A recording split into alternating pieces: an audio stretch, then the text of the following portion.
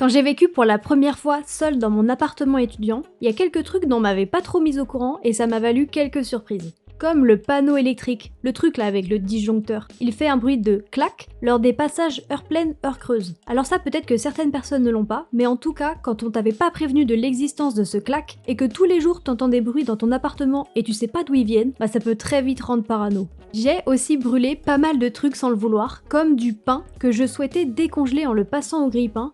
Bah il est direct passé de congelé à cramé. D'ailleurs, j'ai aussi brûlé du chocolat, un classique. Je vois dans la recette qu'il faut faire fondre du chocolat, je mets la tablette cassée en morceaux dans un mug et hop, au micro-ondes. Et là, tous les cuistots qui m'écoutent font un AVC. Bah avant, je savais pas que ça brûlait le chocolat de faire ça, et maintenant je le sais.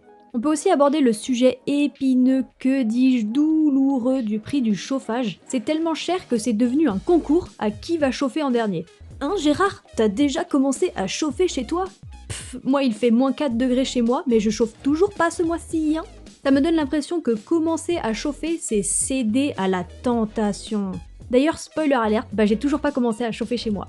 Et parlons du prix des courses qui a augmenté. Mais on parle tout le temps du prix de la nourriture, alors qu'il y a aussi tous les vilains produits non alimentaires comme le sopalin, le PQ, la lessive, le shampoing, etc. qui coûtent un rein aussi. Ça coûte tellement une blinde que parfois je me retrouve avec des courses à 60€, dont 90% du prix pour ces trucs non alimentaires et les pauvres 10% restants pour la nourriture. D'ailleurs, pour rentabiliser ces courses, je vais finir par le manger moi le sopalin.